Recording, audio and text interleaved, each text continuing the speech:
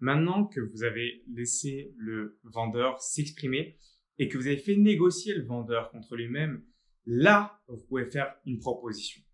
Et encore une fois, il y a des erreurs.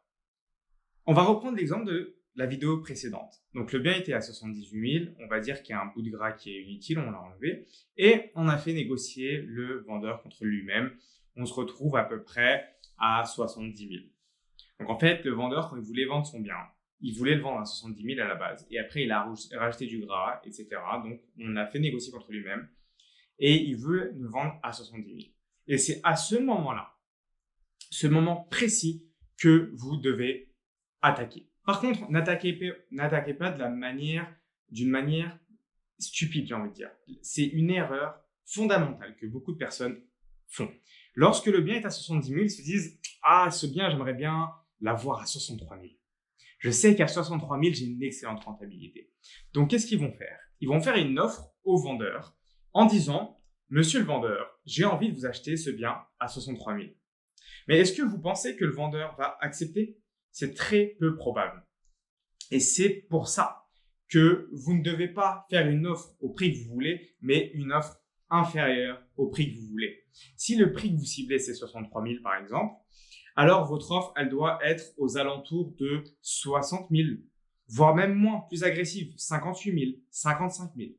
Et c'est même mieux. Pourquoi? Parce que là, l'intérêt ici, ce n'est pas d'avoir le prix que vous allez dire.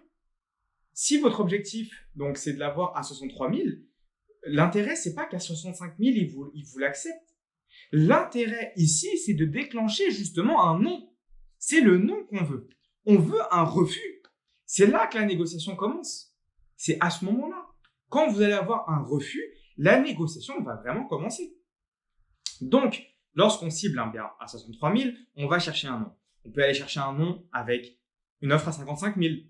Une offre à 58 000 en fonction de l'émotion qu'on va ressentir, de la température de la négociation.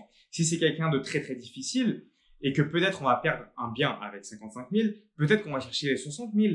Donc vraiment, c'est à vous de juger. Si vous voyez que le bien est là depuis quelques temps déjà, rien ne vous empêche de dire 55 000. Au mieux, il vous répond non. Et au mieux du mieux, il vous répond oui. Alors là, s'il vous répond oui, vous allez peut-être m'appeler et me dire « Sofiane, merci infiniment ». Mais nous, l'objectif, c'est vraiment d'atteindre le non. Parce qu'à 55 000, on va atteindre un non. Et donc, la fourchette de négociation, elle va être où? Elle va être entre 70 000, le prix qu'il voulait, et 55 000. Et à ce moment-là seulement, on peut continuer nos négociations.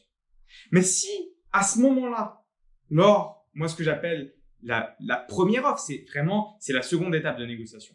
On a vu la première étape, le faire négocier contre lui-même. La seconde étape, c'est votre offre.